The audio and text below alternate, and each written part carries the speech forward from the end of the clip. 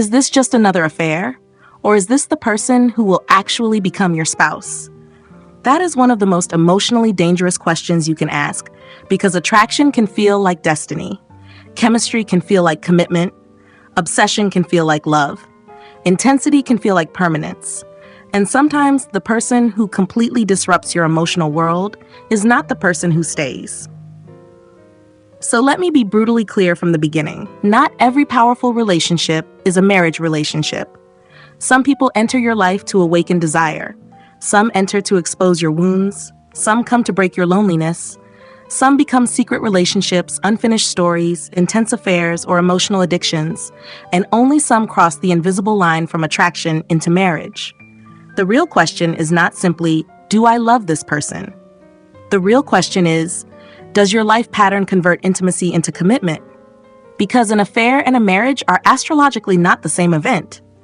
An affair can begin with Venus, it can explode through Mars, it can become obsessive through Rahu, it can feed on emotional dependency through the moon, it can survive for years through secrecy, longing, fantasy, and repeated reunion, and still never become marriage.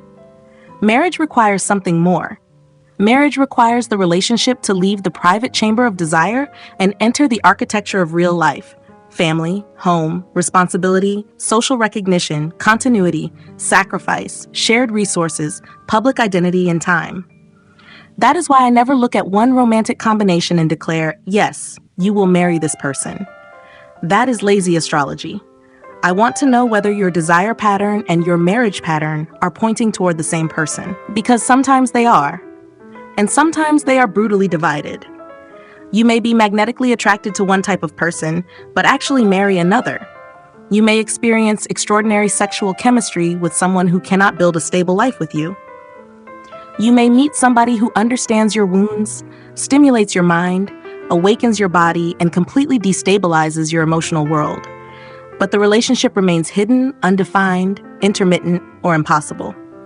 Then another person enters with less drama, perhaps even less immediate obsession, but with the actual capacity for continuity, family, home, and commitment.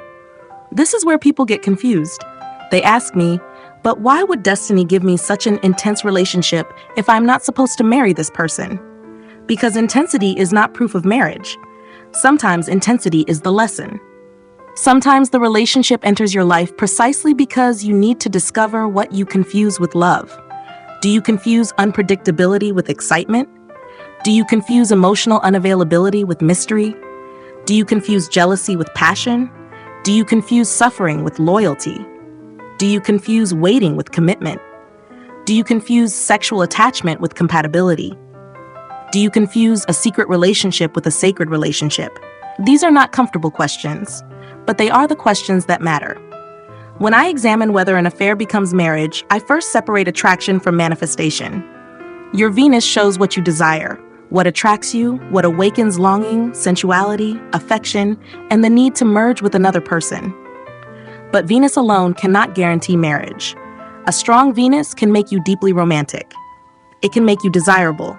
It can give multiple attractions. It can give beautiful relationships. It can give intense sexuality. It can even give extraordinary emotional and aesthetic compatibility. But marriage needs more than Venus. I look at the seventh house and its lord because they show the actual partnership field of your life. I examine the Navamsha because I want to know whether the romantic story survives reality. I examine the Upapada because marriage must manifest as an actual structure in the visible world.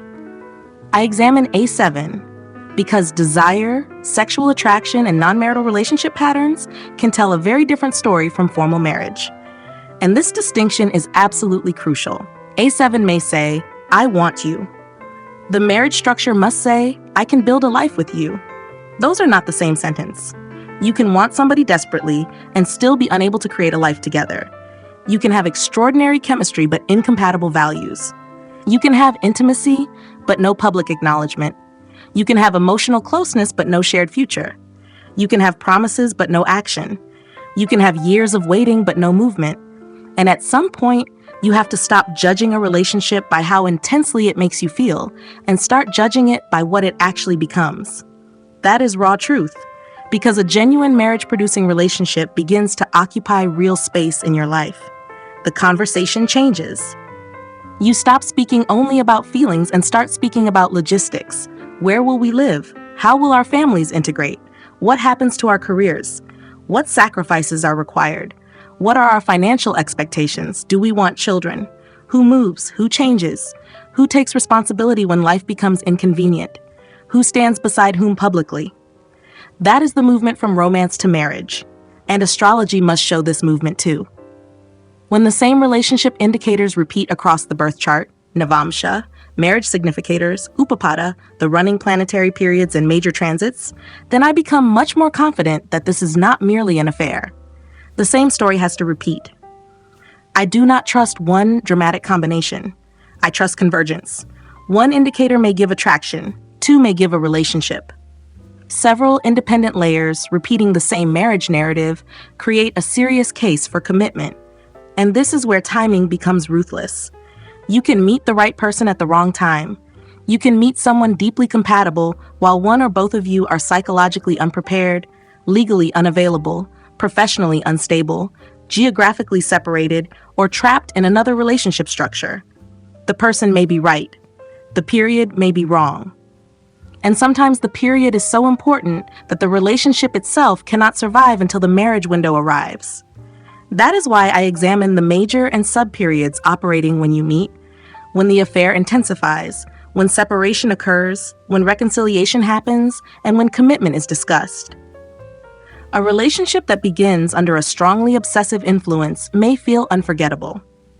You may think about the person day and night. There can be secrecy, unconventional circumstances, foreign connections, social complications, an age difference, or a bond that breaks normal expectations.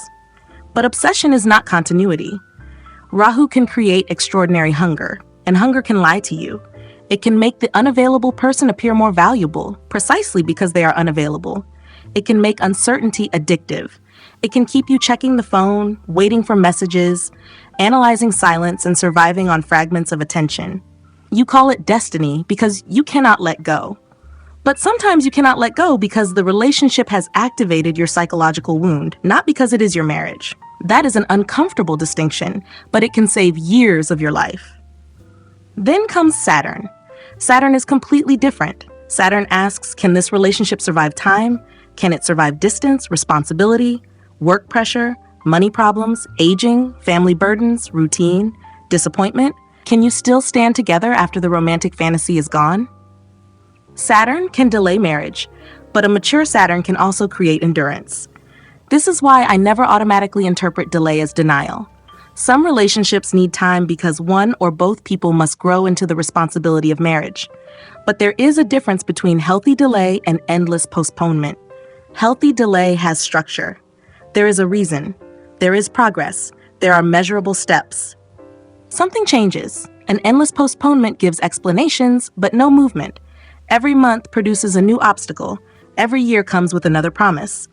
You remain emotionally invested, but your actual life is frozen. Be careful. A relationship that keeps asking for more time without becoming more real may not be moving toward marriage at all. It may simply be consuming your marriage years. Then there is Mars. Mars gives pursuit, sexuality, conflict, urgency, and conquest. Mars can make the beginning extraordinary. The chase can be intoxicating.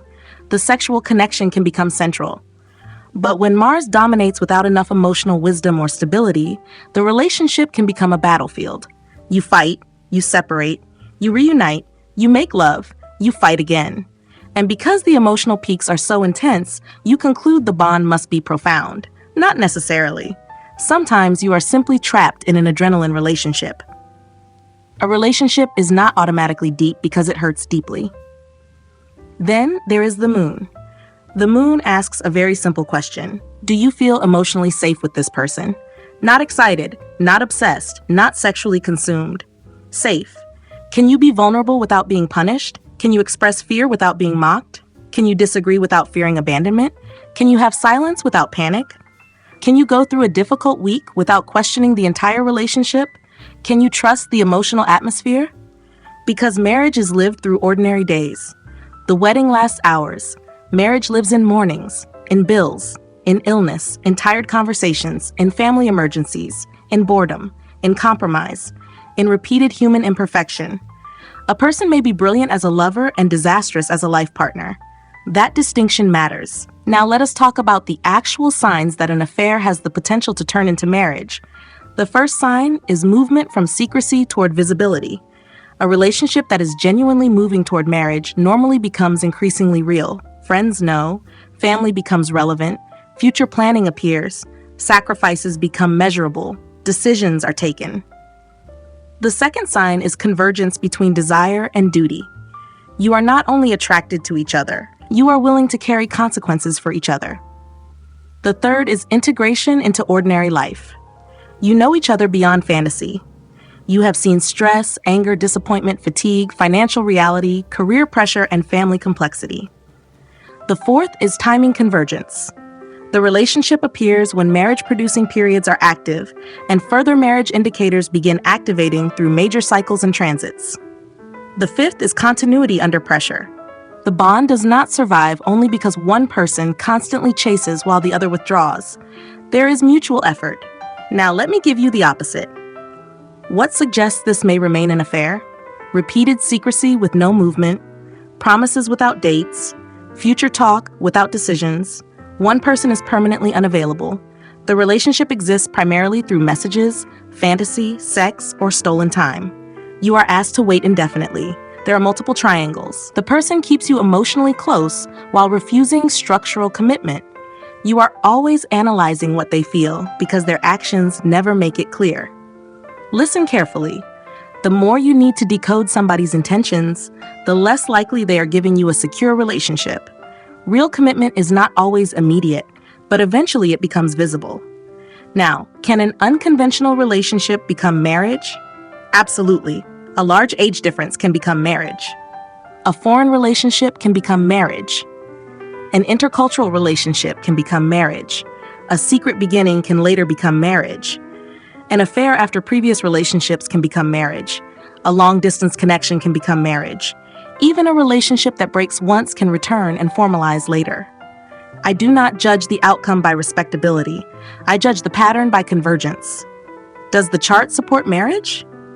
Does the relationship enter the actual marriage architecture? Does timing activate commitment? Does the person move towards you in reality? Because destiny does not eliminate free will, maturity, or personal responsibility. The chart may show an opening. You can still choose the wrong person. The chart may show marriage. You can still waste the period waiting for somebody unavailable. The chart may show an unconventional spouse. You may reject them because they do not match your fantasy. This is why prediction without psychological awareness is dangerous. Sometimes the greatest obstacle to marriage is not absence of opportunity. It is attachment to the wrong relationship. You keep calling one person the one because you have already invested years.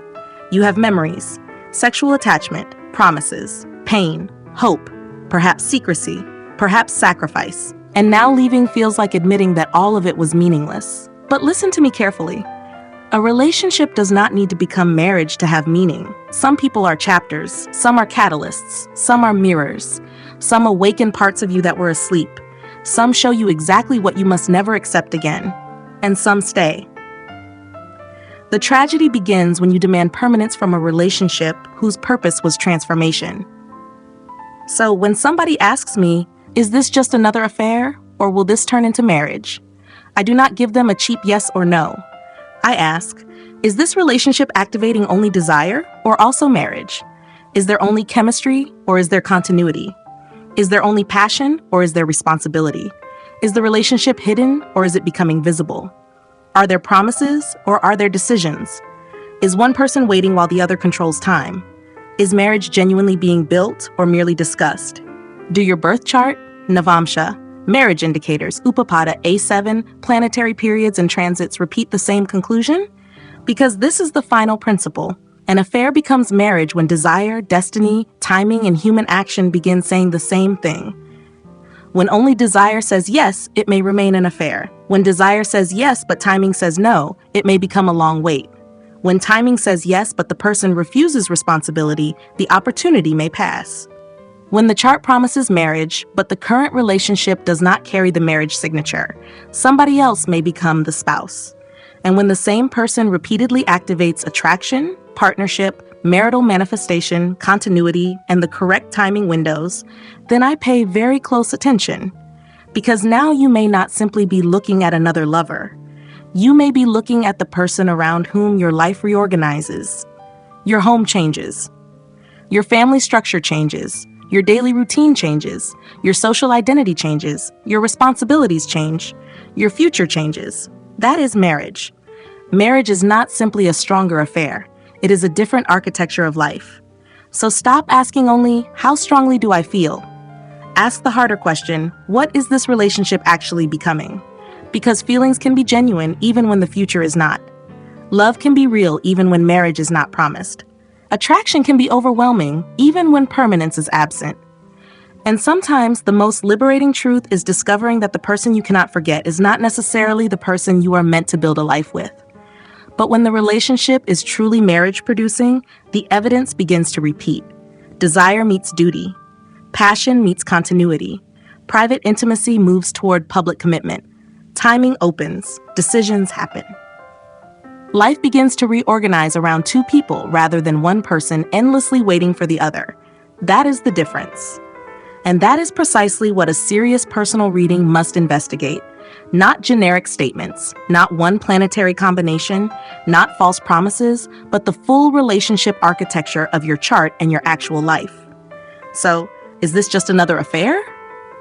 Or will this person become your spouse? The honest answer is hidden in the difference between who you desire, who you can build with, what your chart actually promises, and which relationship is activated when your marriage timing truly opens.